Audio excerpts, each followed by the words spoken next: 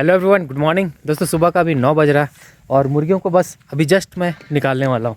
उससे पहले मैंने शेरू और सिम्बा को फीड दिया है जस्ट अभी, और ये अपना फीड कर रहे हैं। तो इनको फीड करने देते हैं, पहले कंप्लीट करने देते हैं, नहीं तो मुर्गियाँ जो है ना इनको खाने नहीं देंगी।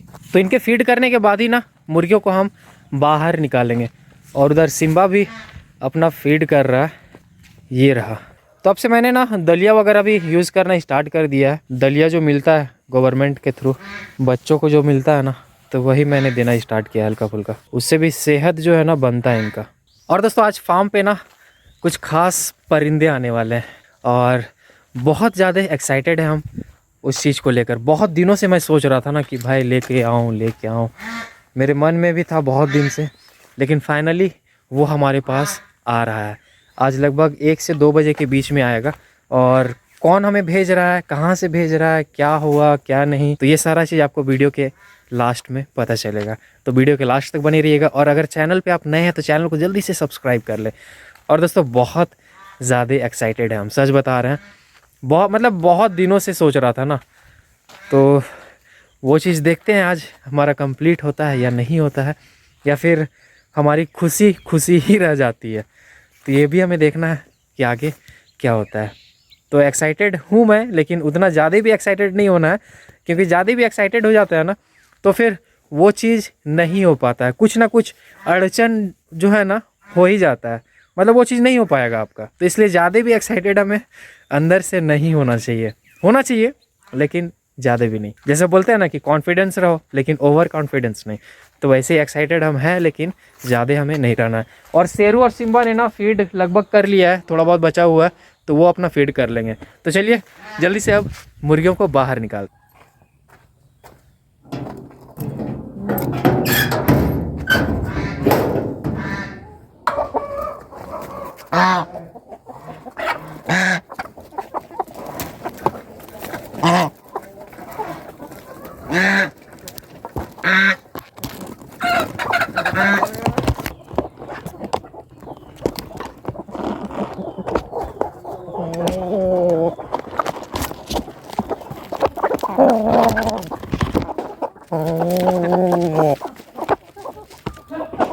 तो इस मुर्गी का ना हमने एक अंडा खोया हुआ है, कल ही खोया था, लेकिन आज जो है ना अंडे हम नहीं खोएंगे।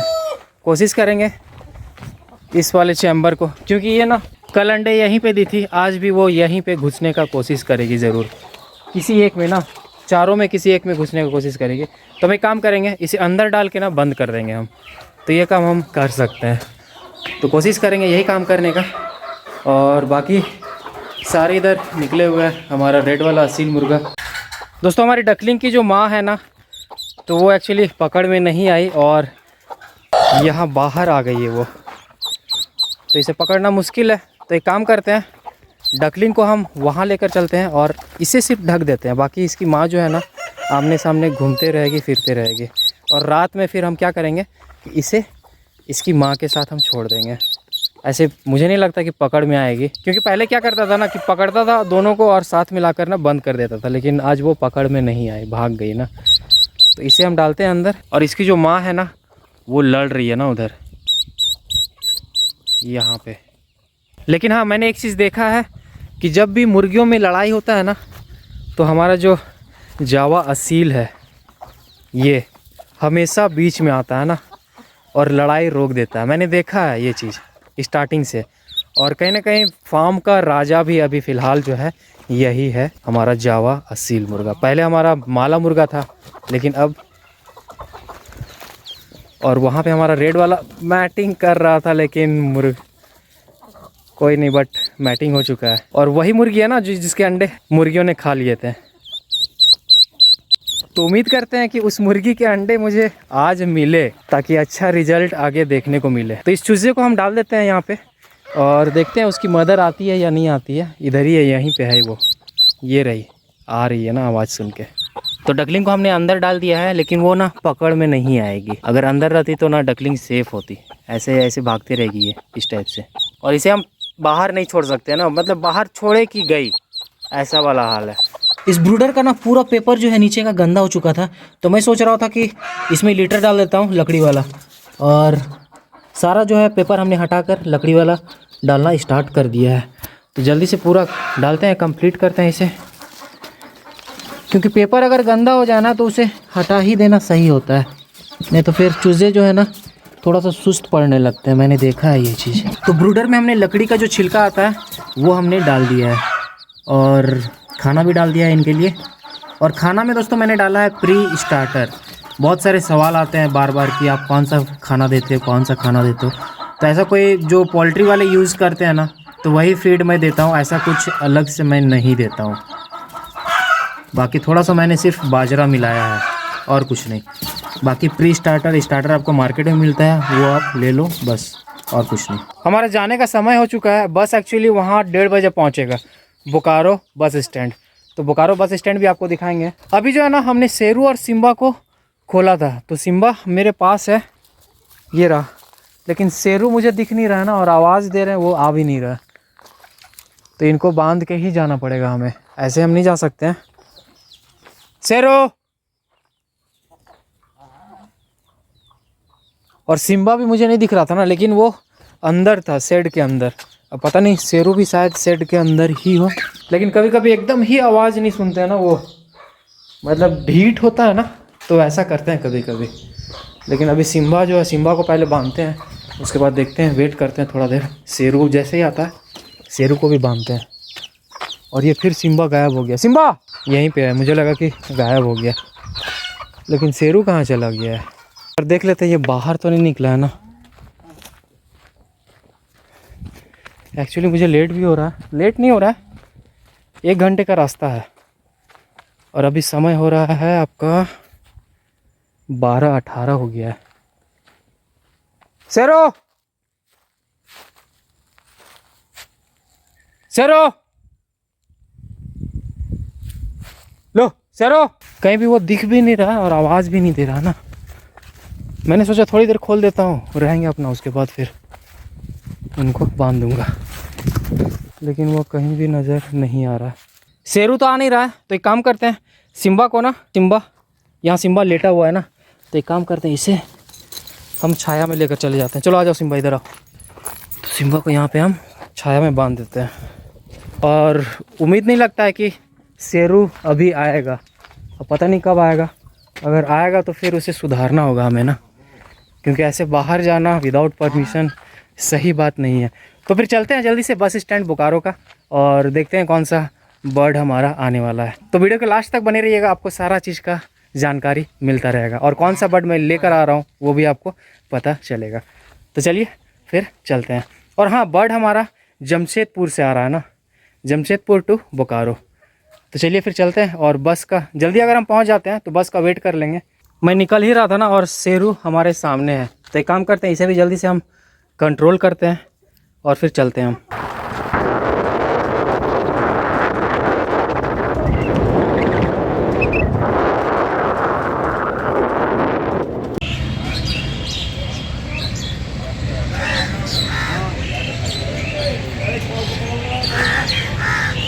दोस्तों ये है बोकारो का बस स्टैंड, और यहाँ पे अभी हम वेट कर रहे हैं। अभी हो रहा समय 1:20 हो रहा है ना, तो 1:30 बजे तक बोले थे, देखते हैं आता है। 1:30 से मतलब 1:30 से 1:40 तक आ जाएगा, तो वेट करते हैं। तो फाइनली हमारा जो बर्ड है ना वो आ चुका है, और वो है इस बस में। तो ड्राइवर से बात करते हैं जल्दी और लेते हैं उनसे। साफ सुथरा होगा उसका बात करो। हाँ भाई, 100 रुपया में एक तो लेके जाते हैं, अब 2 लिफाफा दे रहे हैं। तो फाइनली ये हमारे बर्ड्स दोनों अलग अलग आदमी। कबूतर इसका है। हाँ भैया ले ले रहे हैं, ठीक है चलिए।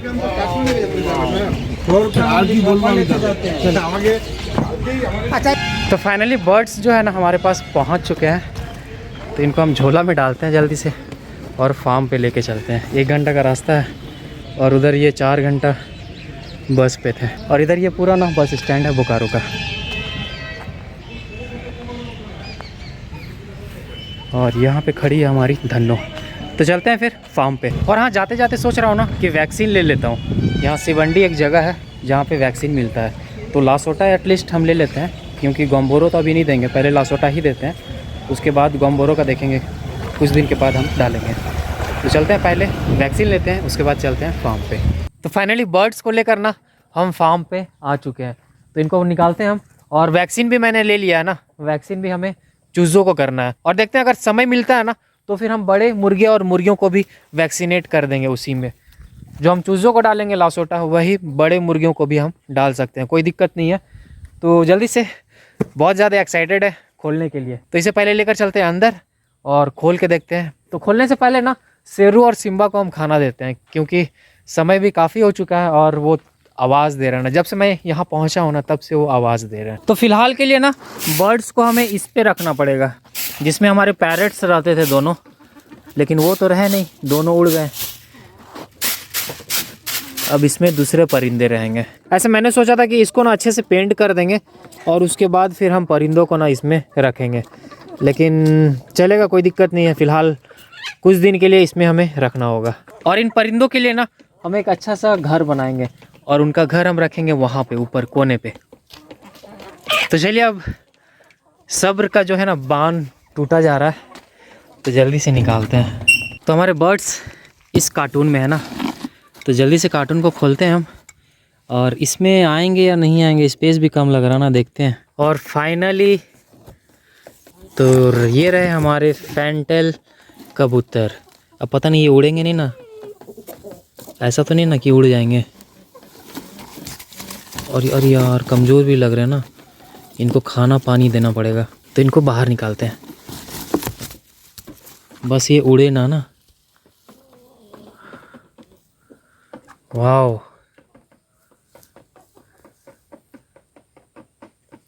मुझे मालूम नहीं है ना ये उड़ते हैं या फिर नहीं उड़ते हैं। अगर उड़ेंगे तो फिर दिक्कत हो जाएगा। और इस मुर्गी का रिएक्शन आप देख सकते हैं। और दूसरे को हम निकालते हैं बाहर। और ये रहे दोनों, तो काफ़ी हल्के हैं ना दोनों, उतना मतलब जैसा होना चाहिए वेट इनका वैसा नहीं है। और एक चूजे का तो आँख के नीचे थोड़ा सा ना पिंपल्स टाइप से दिख रहा है मुझे, फॉलपॉक्स टाइप का। और हमारे जावा मुर्गे का रिएक्शन आप देख सकते हो ना। तो सारे मुर्गियाँ मतलब उनका रिएक्शन। और यार पैरट भी एक मुर्गी आ रही है इधर। चलो नहीं नहीं नहीं नहीं नहीं, ये चोंच मार देंगी ना। तो एक काम करते हैं, इनको पकड़ के ना हम पिंजड़े में करते हैं, टाई पिंजड़ा में ही डाल देते हैं हम इनको, इसी में हम फीड देंगे। ये इसको चोंच मार रही है।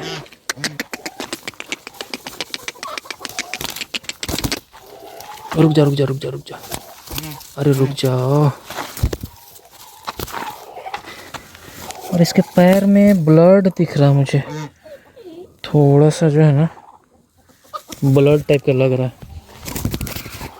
रुक जा रुक जा रुक जा रुक जाओ रुक जा रुक जा, चलो चलो अंदर जाओ।